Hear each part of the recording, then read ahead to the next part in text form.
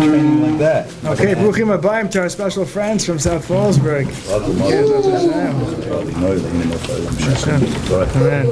Okay, Parshas Vayechi. You know, it's going quick. We went through the life of Abraham, we went through the life of Yitzchak, and we're coming to a close over here of Yaakov, and we're going to enter into the legacy of Yaakov. But Abraham, we experienced the life of Chesed, of complete Chesed, what it means, true devotion, of living a life for somebody else. Avas Chesed is the appreciation and knowing that when you're doing for somebody else, it's they're doing you a favor. You know, the Gemara says the letters Gimel and Dalet have to be near each other. Toat Otiyot. Gimel is a Gemilus Chasadim, is a Gomel, is a giver. And Dalet is Milashon Dal. Dal means poor. The Dalet has one leg, it can't stand on its own. Gemara says that the Gimel and the Dalet need to be near each other, because the Gimel needs to give, but the Dalet needs to take. They need each other over there. Olam Chesed Yibaneh. They can't be separated. And we had a life of Yitzchak, a life of Gvura, of what it is to have real Gvura. That, you know, the Avot are a paradigm, and they show us. You know, one thing I don't know if we mentioned yet. Usually around Purim time we mention, but where do you see the Gvura of Yitzchak? We say a shtickle about Yitzchak that there's a tremendous gvura that I don't think is spoken about, and you'll see what I mean by no pun intended, is that where do you see gvurat Yitzchak? Most people say you see the gvura of Yitzchak by Akedas Yitzchak. That Yitzchak told his father, "Tie me up. I don't want to move. I don't want to budge. I don't want to have a mum. I don't want to be perfect." Like, what a gvura! But I think there's another place that's not spoken about enough, at least I think so, that you see an epic gvura of Yitzchak Avinu, and that is, you know, Chazal tells, the Gemara says, Toila Eretz al Blima, that HaKadosh Baruch Hu hangs the world al Blima, and the person who has the ability to shut their mouth. Blima, without saying what. The Chavetz Chaim tells us that if you have something to say, you have something juicy to say, and you don't say it, you're not supposed to say it, right? And you want to say it so bad, so you're zochet to a light that is so radiant, so intense. No existence could tolerate the intensity of that light. You want to say it, and you're not going to say it because you shouldn't say it. So you're zochet to such an or, such a gvur, the ability to say something, to not say something. En Esther magedet et moladeta. Esther wouldn't say where she's from. What a gvura, the Melech HaChashverosh, the most powerful person in the earth, presumably, during that time. And he says, wipe out a nation, he wipes out a nation. He makes a decree, it happened. There's such a azai power, and he turns to Esther and he says, you know, what's your favorite color? Blue. You know, you like your hair up or down? Down. Where are you from? She wouldn't say. Anybody else, he would chop them up like Israeli salad. Esther ein magedet mola, she wouldn't say where she's from. She had her mouth, she had the gvura not to say. She comes from Shevet Binyamin. Binyamin on the Urim V'Tumim, every Shevet has a stone. And the stone of Shevet Binyamin is the Yashpeh stone. Maze Yashpeh? What's a Yashpeh stone? Yeshpeh. Very good. Yeshpeh. The Medrash brings down, Binyamin knew about Mechiras Yosef, he didn't say. Right? He didn't say. When Yosef revealed himself to his brother Binyamin, he didn't tell anybody. Yosef told him not to say. He had the ability to keep his mouth quiet, Yashpeh. Rav Galinsky gives a mashal. He says, what's the difference between a pipe and a faucet? A faucet, you go to the sink faucet, you turn it on, water comes out, you shut it off, it stops. A pipe, just water comes out, you can't shut it, there's nothing you can do. Yashpeh, if somebody has a mouth, it means he has the ability to shut his mouth. If you don't have the ability to shut your mouth, it's not called a peh. Yesh peh. Yesh peh, I have a mouth, means that I have the ability to shut my mouth. If I don't have that ability, then it's not a peh. Right, that's Binyamin. Where do you get such a gvura? Where do you see such a gvura? Yaakov Avinu mourned the loss of his son Yosef for many, many years. Many years. And he never got over it because he wasn't nifter. He cried like day one always. Every day he cried. And Chazal tell us that Yitzchak knew that Yosef was alive. But he wasn't allowed to say. So he watched his son mourn his son every day and didn't say. And he took it with him to the grave. He never told him. Yitzchak never saw the reunion. What a gvura, ezu gibor koveshet Yitzchak. Somebody has the ability to control themselves. That's what a gibor is. And Yitzchak, you see this gvura in Yitzchak, that he was able to hold himself back, watch something so stark in front of him, but not say because he knew he wasn't supposed to say. That's the gvur of Yitzchak. Then, of course, we entered into the realm of Tiferet, of Yaakov Avinu, a life of Yaakov, of the battle of what emes is, and the world that HaKadosh Baruch Hu put us in. It's not a black and white world. There's many different things going on in the world, and a person has to be able to see through to see the emes. You have to see the true emes in the world, and we learn from Yaakov Avinu what emes is, what glory is, what a life is. The Parshas says, Vayechi Yaakov be'eretz Mitzrayim 17 shana. He lived in Mitzrayim 17 years. Yaakov, and Yaakov lived 147 years old. The Baal HaTurim brings down that David HaMelech, he wrote 147 kapitel Tehillim keneged the life of Yaakov Avinu, and because of that, he was zeichet to have a similar outcome. That Yaakov Avinu's son Yosef took over the Malchus, and so too David had a son Shlomo that took over his Malchus. But he lived 147 years. Vayechi is Gematria 34. Now it says Vayechi Yaakov lived, so Gematria 34. What's 34? He was with Yosef for 17 years before Mechiras Yosef, and then when he had his reunion with Yosef, when he met Yosef again, he had another 17 years. So the life that he lived together with his son, with his Yosef, is 34 years. That's Vayechi Yaakov. He lived for a life that he lived together with his son, and he called his son. He got sick. He got sick, and Chazal tell us that was a chiddush. It was a big chiddush. It used to be that a person, they sneezed, right, and the neshama came out. As they state in the Midrash, Perkei Eliezer, the Radal brings down why dafka sneeze, because when HaKadosh Baruch Hu created Adam, veipach ba'apav nishmat chaim, he blew into his nose, into his nostrils, and nishmas chaim, in the same way the neshama came in, so too, said the Radal, that's how the neshama came out. There's a chiddush. He asked to be sick. He asked the Kadosh Baruch Hu to be sick. V'ikrevu yemei Yisrael lamut. He felt sick and he called his son over. So it's a big thing to know that you're sick. It's a matana, because before you leave, a person gives direction. I heard the Chassam Sofer when he was on his deathbed, he called over his daughter-in-laws, and he begged them all to follow the dark tznius. It should all be tznuot. Because a person, before he leaves this world, during the Shas Petira, it's unadulterated, pure hadracha. There's no hating. There's no ulterior motive. There's nothing else but pure. It's coming from a pure place, and a person takes it the best. We see in our parasha, Yaakov is leaving this world, and he waited till the end, and he told Shimon and Levi about their wrath, about their ahur apam, and he told Reuven about what he did with the Yitzui Aviv. And he gave everybody Musar before he left the world. Mamash before he left the world, he waited a very long time to give everybody Musar, but he gave them Musar and he gave them proper adracha. That is definitely the opportune time. The Kliyakar says, "Ve'krevu yemei Yisrael lamut." You see this by the Avad, by Gdolei Yisrael. The yemei yikrevu yemei. The days come. What does it mean? The days come. That they live full lives. That every day is a day. Every day, Kadosh Baruch Hu gives you a day of opportunity, a day of diamonds on the road, a day to accomplish, a day to succeed. And we have the ability, we have the bechira to choose what you're going to do with that day. Sometimes that day looks like a disaster, but it was a day that you chose, and a day that you chose to try your hardest. Sometimes it looks like nothing happened, and sometimes it looks like a tremendous amount happened.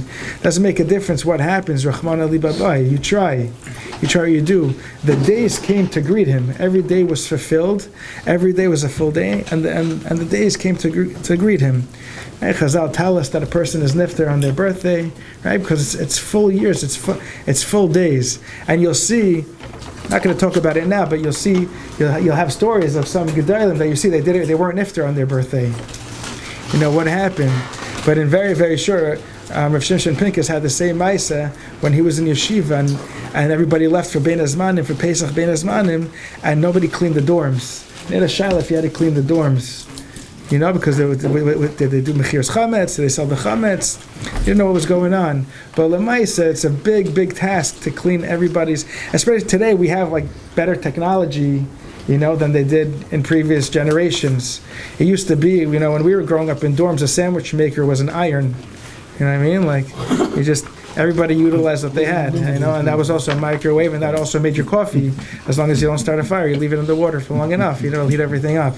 But like, everybody made do with what they had, and it was a little more high-mesh, and it wasn't as modernish, right? The places wasn't as, you know, up and coming, and he mamish worked very hard to clean that dorm. He decided he's going to do it. And he worked all night. He had every excuse. Tomorrow's the Seder. I got to wake up. I got a lot to do. Everybody left. It's not my stuff. Mistama, they sold it. And he worked really hard. He did it himself? He did it himself, by himself. Every room he went through, hour after hour after hour. He came to the last closet. He pushed it open, and there were stairs to the attic. And he's like, nah.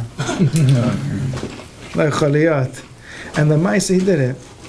He went through, he did it, and he told himself, I'm not going to be up for the Seder, I'm making the wrong decision, this is not a good idea, ew, it's not my stuff, right? All the excuses in the book. And the Maisa, he finally finished right before Shachris. He was black, he was webbed, he was disgusting. And he went to Shachris, and he went through the day, and he got prepared for Pesach, and Mariv came, and we know what happens when you get to Shul on Erev Yontiv, right?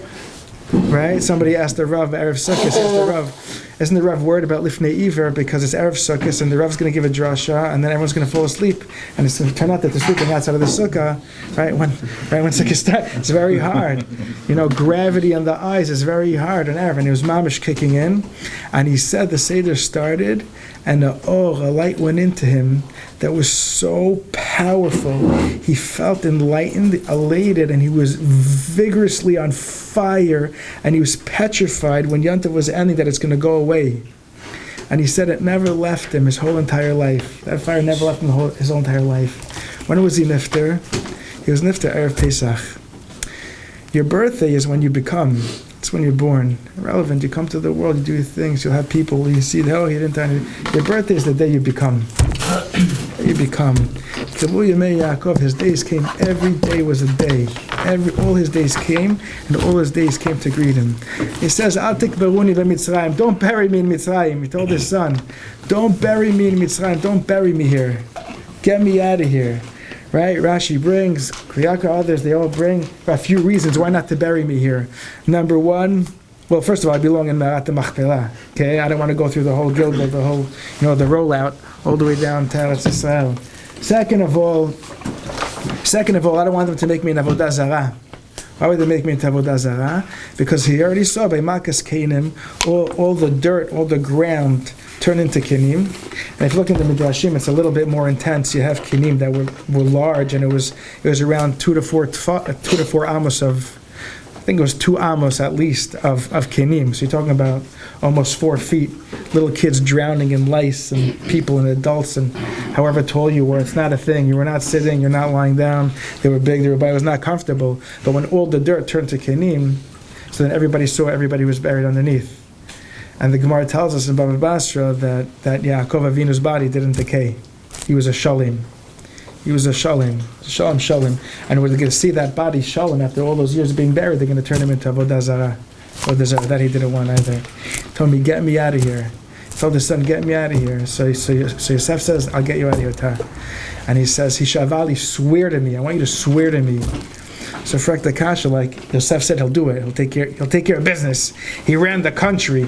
He from rags to riches. He was pulled out of the pit and he became the viceroy of Egypt, and he ran the whole entire world. He monopolized everything. He'll take care of it. Mazahi Shavali. He made him swear. What's pshat? He made him swear.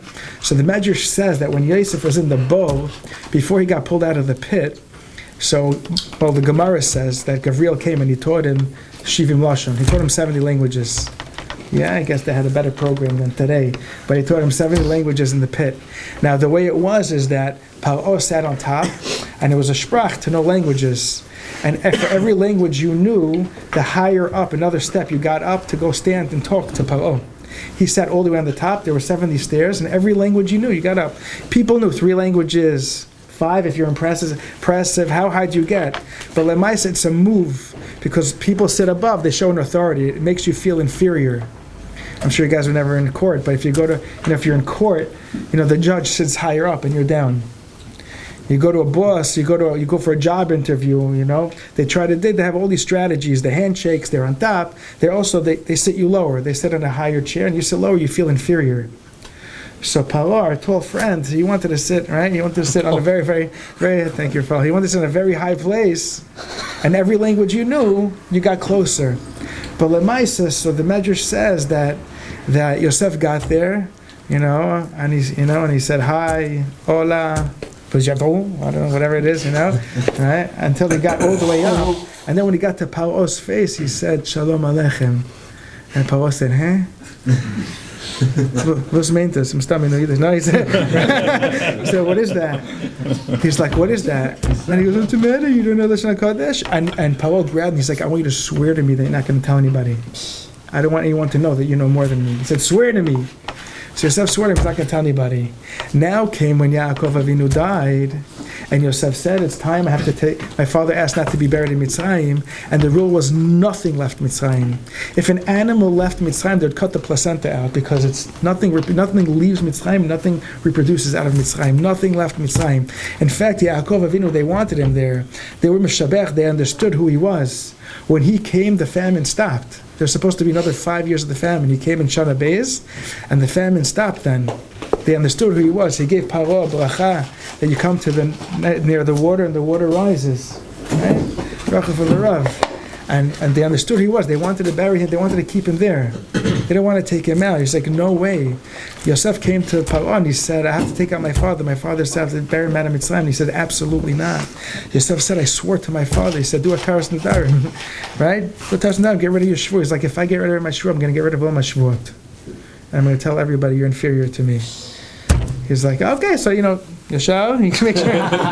You can go. You can go. En baya. Right? So Yosef said, Anochi asek kedvarecha.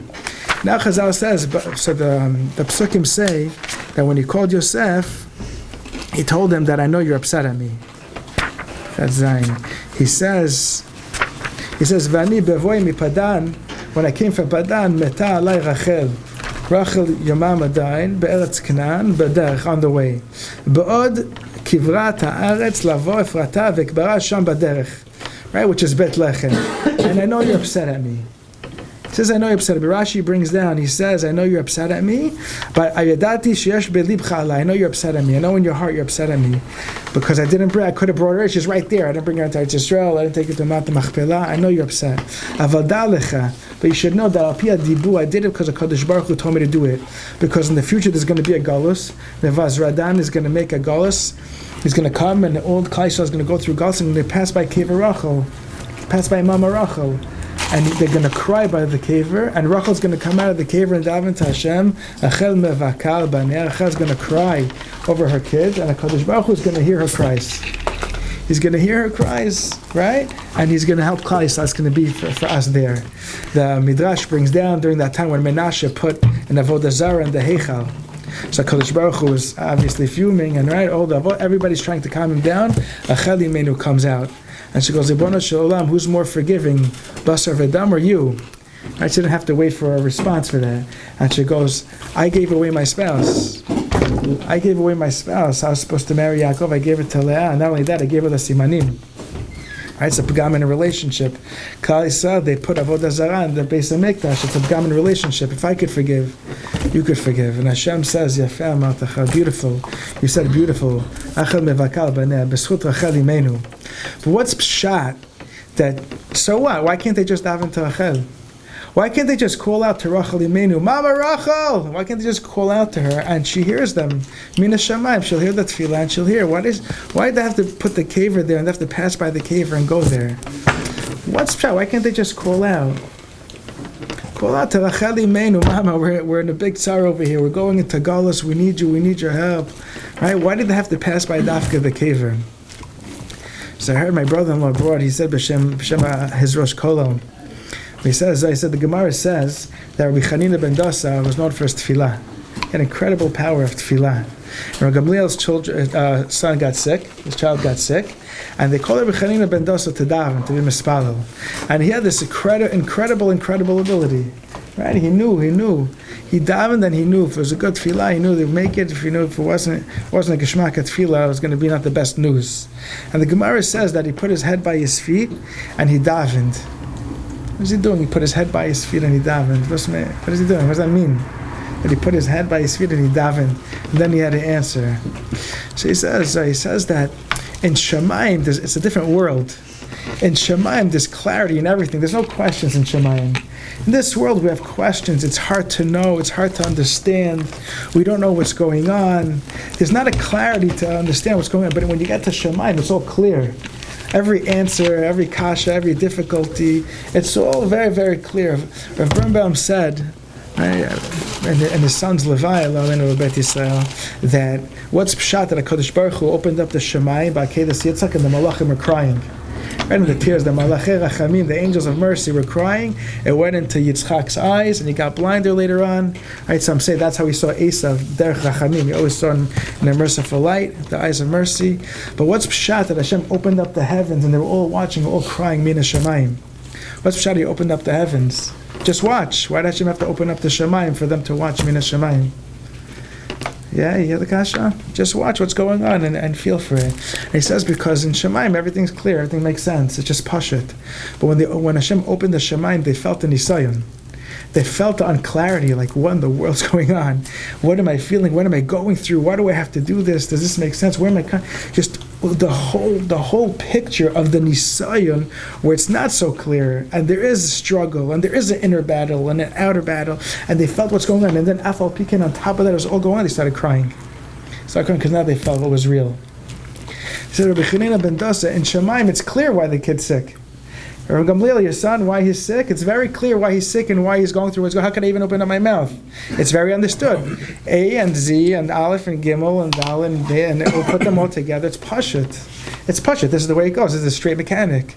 So when Chanina ben Dosa, when his head was in Shemayim, he couldn't do it. So he had to bring it down the Aretz to his feet. Into this world where it's just like it's not clear, and I don't understand, and I don't know what's going on, and I can't, my feelings and my emotions and what I'm told and what I see doesn't make sense, and I don't have, and I have a right to ask because I don't know what's going on. So he put his head down between his feet, down to the Aretz over, and he davened. He says the same shot by the caver, that Mama Rachel had to be by the caver over there and come out by the caver, because if you call from her Mina Shamayim and Shemayim, it's a harder tefillah. It doesn't work as well because it's just too clear. Everything just makes too much sense. So therefore she had to be buried, but Yaakov Avinu had to bury her on the road. So when there's a galus, we had to go pass by over there, and we can cry by the caver of Mama Rachel and tell her, Mama, we need you, and she'll come out and daven for us Mina Shemayim. Kol berama nishma, they heard a voice. Of Shemayim, Rachel mevaka al baneha. Rabbeinu Bechai brings down the name Yaakov. That Yaakov Avinu fights with the Malach, and then he gets a new name, right? Vikashmo b'Yisrael. This is awkward, right? His name is Yisrael. He has a new name, Yisrael, and then Veilech Yaakov, and then Yaakov goes. Rabbeinu Bechai brings down that there's a struggle here, that the name Yaakov represents more of Guf, and the name Yisrael represents Neshama. Right, Yaakov is the battle. He's fighting the Sawashal Esav. He's fighting the Yetzer Hara. There's a massive battle going on, and that's Yaakov, Ekev, from the heel, right? The numbest part, the thickness, the fight against the Yetzer Hara, that's Yaakov. When he won, Kisarita, when you find it, your name is Yisrael. All the years when Yosef was gone, so HaKadosh Baruch Hu didn't come to him. He was depressed. He was very sad. He couldn't get out of it. Ain't Shechina Shruya. Shechina is not going to rest when a person's sad, right? Only mitoch simcha shel mitzvah. He had to be happy all the time. Yosef was gone. He was called Yaakov. When he got the news that Yosef is alive, he's called Israel. It's a higher level. It's a much higher level. It represents that battle of back and forth, right? Midat haguf, he says, ba'olam hazeh, of the din of ochezet be'ekev esav, that you're holding on to the Yetzer Hara. It's the battle, it's the fight that we're here in this world to fight. Yaakov Avinu taught us that the emes is that you have to fight. You're here to work. They had very, very challenging lives. V'yishev Yaakov represents all his fights. Dinah and Yosef and Esav and Lavan. David HaMelech, David HaMelech wasn't pretty. We're like, David, Melech Yisrael. You kidding me? He was in war. His father-in-law's trying to kill him. His son's trying to kill him. This one's happening. He's going through tzarot and he's just singing to Hashem. He's fighting, and Nisayon is a matana. It's the ability to grow. That's what we're here for. We're not here to do nothing. We're here to grow. however it is that we're going to go about growing, but you're here to grow, you're here to fight. So Yaakov Avinu calls his sons, calls everybody over. Just say it, two or three of the brachot. But everybody gathered up. Did we say the Gemara in Pesachim when he called Rav Shimshon Mestropoli? Did we say that last week? Rav Shimshon Mestropoli? Baruch Shem Kavod Malchuto L'Olam V'Ed. Does that sound familiar? I said it tonight. You said it? It used to be, the Gemara in Pesachim says that, right, today we answer Amen. They used to say Baruch Shem Kavod Malchuto L'Olam V'Ed. Right, because today we do it because it's quicker. No, but the Gemara says Baruch Shem Kavod Malchuto L'Olam V'Ed was said. Right, that's what they used to say in the Beis HaMikdash. Today we answer Amen. In the Beis HaMikdash, Baruch Shem.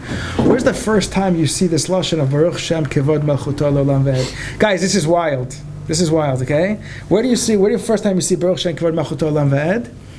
The Gemara says that the Shvatim came to Yaakov Avinu. Bikesh Yaakov legalat et haketz. Yaakov Avinu wanted to reveal the ketz. He wanted to reveal what's going to happen b'zman Mashiach, but when the Geula had, with the end, ketz, the end of days, right? V'nistaka mimenu hashchina, and the Shechina departed from him. And the Gemara says that he got nervous. That means, what do you mean? Somebody sinned here. Mishu chata? What's going on? Somebody sinned? And he said, no, Shema Yisrael, Hashem Elokeinu, Hashem Echad. And he says, Baruch Shem Kevod Malchuto Leolam Va'ed. What's going on over here? So Rav Shimshon Mestropoli says like this. Huh?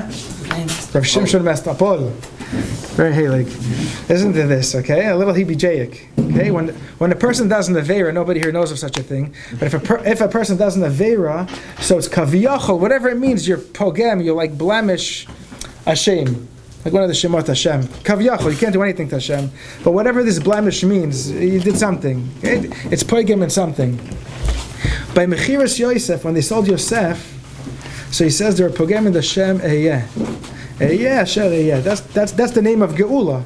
That we'll go down to Mitzrayim and tell them, right? Moshe Rabbeinu was sent to Mitzrayim. He says, "Who should I say sent me?" And Hashem says, "Tell them, Ehyeh Asher Ehyeh sent you." Right? So Ehyeh is one of the names of Hashem, but it's the name of Geula. And the reason why that name is important is because we were in Mitzrayim because of Mechiras Yosef. What does that mean? The name Ekyah is Aleph, Hey, Yod, Hey. So Aleph is 1, Hey is 5, Yod is 10, and Hey is 5. It's 21. Okay? They wanted to make a shiurim that no one should repeat that Mechiras Yosef went down. No one should say anything. Yosef was in the pit. Binyamin wasn't there. Right? And Reuven wasn't there, so there were 9. And they needed a 10th. So they were Mitzaref Hashem to make a shiurim that no one should reveal what happened. Yeah, it's one of the pshatim brought down also why Yitzchak never said anything. But they made a shiurim, including Hashem, that no one's allowed to reveal about Mechiras Yosef. What happens in the pit stays in the pit. Right? That was like that. Right? That was what happened. But there were pogem in the Shem Hashem of Geula. Ekyah, 21. So 21 times 10 is 210. And that's how long they're supposed to be, right? In Mitzrayim for 210 years. In Mitzrayim because of Mechiras Yosef. Okay? But Yaakov Avinu didn't know they made a shiurim. Bikesh Yaakov legalot et haketz. He wanted to reveal ketz. What's going to be in the 190th year? Ketz is gematria 190. Ketz is gematria 190. 21 times 9 is 189. So he wanted to say what's going to be in the 190th year. He knew they were in Mitzrayim because of Mechiras Yosef, and he knew they were pogim in the Shem Ekyah, which is 21. But 21 times 9 is 189. He didn't know Hashem was in the shiurim. Because Yaakov legalot et haketz, he wanted to reveal what's going to be in the 190th year, when the Geula is going to happen. V'nistalka mimenu hashchina, he didn't know the Shechina was one of them. But then he saw another 21 years of Golus. And he says, Mishu chatapa, what's going on? So this is Shema Yisrael. Tati, Hashem Elokeinu, Hashem Echad. He is one. He is one. He says, Baruch Shem Kevod Malchuto L'Olam Va'ed.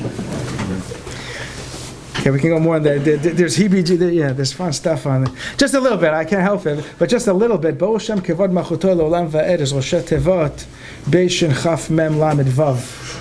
Okay? Baruch Shem Kevod Malchuto L'Olam Va'ed.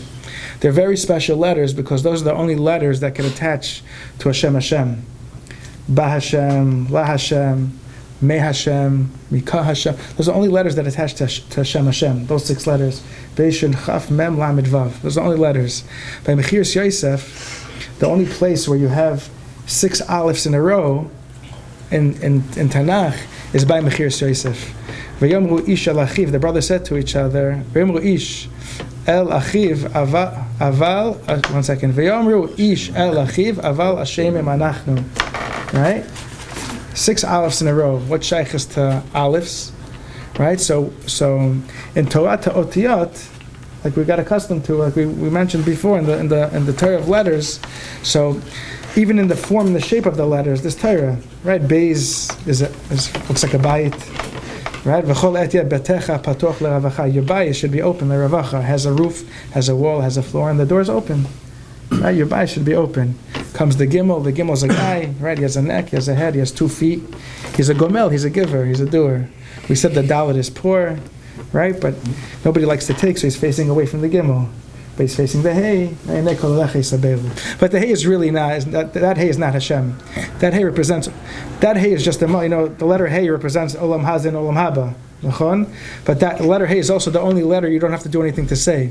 It's like a mashal of what it was for Hashem to create everything. Right? It's nothing. It represents not, right? But the letter that represents Hashem is the Aleph. Right? Because even in the structure, there's the sideways Vav is 6, and then a Yud is 26. It's Gematria Gigi. I mean, Gematria Hashem. Gematria Hashem. But it's also the reality is that there is no one in the world but Hashem. There's nothing in the world that is one. There's nothing in the world that is one. There's nothing in the world that is one but Hashem. Anything that is tangible or physical that you're going to touch or see or smell or taste is all composed of 2 components minimum. There's no true oneness but a Kadosh Baruch Hu. Aleph is Hashem, and they're pogam in the Shem Hashem.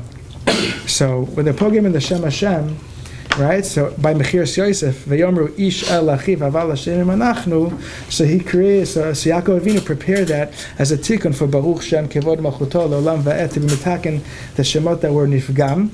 And Lemaisa, we're not talking about Yosef being Chanukah right now, but he was taken Chanukah. But there's a lot of Torah of Yosef being Chanukah Lamed Vav, but he was B'Shechem when he was taken, and he was at the Yetzias Mitzrayim. He was also in the Kevar B'Shechem, and that Lamed Vav B'Shechem is Rosh Tevot Baruch Shem Kevod Malchuto, and Yosef is okay. It's not funny. Anyway, and the girl was on a tangent. I'm sorry. Just to tell you a bracha. One of the messages of Yaakov Avinu to the Shvatim, he told Yisachar. He said, Yisachar Chamor Garem.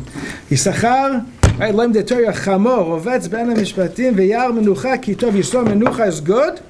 V'et Haaretz Ki Na'ama. You saw the land is pleasant. V'Yat Shichmo. So you turn down your shoulder. Lizbol. V'Yilemas Ovet. You bent down to pick up a heavy load. You saw Menucha. You saw it's good, and you bent down to pick. You pick up a heavy load. What does that mean? So the Kliyakar says, you know what a Chamor does? A Chamor, a donkey, it rests with its load on. The load never separates from the donkey. They keep the donkey loaded. Not like a horse. The horses, they take everything off the horse. A donkey, everything goes on. Even when he sits down, his whole entire load is on him. A chamor knows, he works hard. He doesn't separate himself from his load. Your life is your work. You're not away from things. On an off Shabbos, you're not off. You're not off from Shabbos, right? You're a yid. You're ben Torah wherever you go. You're a product of Torah wherever you go. You don't separate from Hashem who you are. How could you know I'm Jewish? Right? You don't separate from Hashem no matter where you go in the world. No shaykhis. It's Shabbos Kodesh no matter where you are. And if you're a guy who's dressing l'chavat Shabbos Kodesh, no matter if there's nobody, you could be in an island, you're dressing l'chavat Shabbos Kodesh. And you're aware of Hashem no matter where you go. You don't separate your load from where you go. You go somewhere, of course you daven, and of course you learn. I know a chashav yid, he goes away with his family, and you have to give them time. V'yu aniim b'nei beisecha. Doesn't mean just that poor people should come to your house. You have to view the people of your house as needy and have to take care of them. Hashem gave you people He gave you a family, you have to take care of them. And you have to spend time with them. But if you know that it's bein zmanim, you have to spend time with them. So wake up 5 o'clock in the morning and learn for 2 hours. You'll be a mensch. Wake up earlier and learn beforehand, and then you could give them all the time in the world. Give them time. Otherwise, you feel pressure, they feel pressure. You take Hashem wherever you go. In life, we're constantly recalculating. But the only way to stay on the derech is to constantly recalculate. We're consistent, but there's nothing consistent in life. Things change, things go, things move. People people and families and zach, and things are always moving, but I'm consistently in Eved Hashem. I might have to alter how I do it, but I don't separate my Lord from myself. V'yal minucha ki tov. Minucha is good. There's minucha, people who do nothing all day. A bum doesn't look like he's enjoying himself. The pauper, Victor Miller talks about the pauper, the poor guy. The bum on the street, he has nothing. He's sleeping during the day. He's a human being. He's on the bench on Ocean Parkway. Right? He's sleeping on the bench with his worldly possessions inside a carriage. And he's sleeping during the day. You know why? Because he's scared. He's a person. At night, it's scary. He's a human being. It's scary at night. There are crazy people out there. He's pulling his thing. Everybody's running from him. But he's scared. He's a person. He's very, very scared. He has nothing. He's pathetic. He's addicted. He can't pull it together. So he sleeps during the day on a bench. He's chilling. Oh, he's chilling. I want to chill all day. Menucha. That's not good menucha. Good menucha comes from hard work. When you work hard, that's good menucha. Somebody puts in hours and he works hard, that's good menucha. Yisachar, the Ben Torah, saw menucha kitov, v'yat shichmos. He put down his hand to pick up a heavy load. Success breeds success. People who are matzlich, they want more. They're thirsty. Then you have a real menucha. V'yat menucha kitov. Ve'aretz, the Holy Land. I'll get to the Holy Land. V'ezat Hashem. So menucha kitov. Dan Yadin, we'll do one more, yeah? I'll let everyone go. Dan Yadin Amo. Dan was a Dayan, right? He'll judge a nation, right? The Shiftei Israel. He's a Nachash, he's like a snake on the road. Snake on the road, Ale Orech, Hanoshech Ikveh Sus. He bites the heel of the horse. Unassuming, a little bite. Now he takes the horse down. The horse goes down, and the horse rider goes back. The guy riding the horse falls back. Yishuatecha kiviti Hashem. The Yeshuascha kiviti Hashem. So the Binat Mikrot, he brings down, this is Nevuah of Shimshon HaGibor. Right? There's a big horse, and a little bite by the leg of the horse goes down. The horse goes down. Shimshon HaGibor. Right? There's a big simcha. They took out Shimshon, and they brought him to the Colosseum, and they tied him to two pillars that held up this massive Colosseum, and he said, Hashem, Zochreini na, Hashem, remember me one more time. One more time, Hashem. I'm sorry, I sinned. Let me get an akama from one of my eyes. And he pulled those pillars down, and he killed more people over there than he did his whole entire life. More people in that one incident. Hashem zochreini na. He pulled these pillars, and the whole thing came crashing down. The pollution came crashing down. But he says, but Yaakov Avinu saw this, and he said at the end, Lishuatecha kiviti Hashem.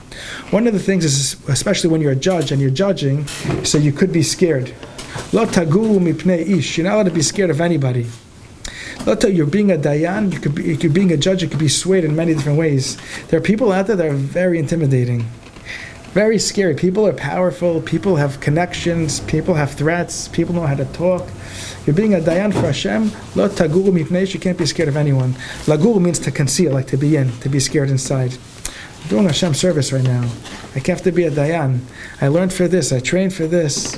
Right, many years I studied for this, I have shimush for this, I'm doing the dvar Hashem, I can't be scared. Lishuascha kiviti Hashem, Hashem, I'm waiting for your salvation.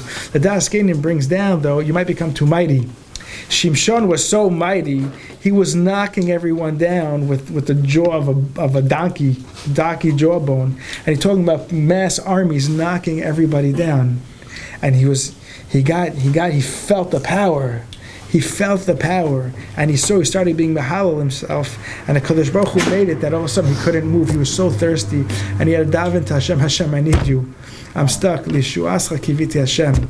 Because a person has to know that a Kadosh Baruch Hu gives you kochot in this world, and you're supposed to use your kochot in this world, and you're supposed to be worried, I'm not using enough of my kochot in this world. At the same time, Lishuascha kiviti Hashem, you have to know that it's coming from Hashem. That's how Moshe Rabbeinu was anav mikol adam. He was powerful. He smashed the luchot. If he destroyed, he flattened, he conquered, he stood up for what's right. He walked into Paro's palace. The Gemara in Zvachim says he smacked Paro in the face. That covered for Hashem. He smacked him in the face. Smacked him in the face. He did what he had to do, but yet at the same time he was anav mikol adam. I'm not doing enough. What enough is L'shuatcha kiviti Hashem.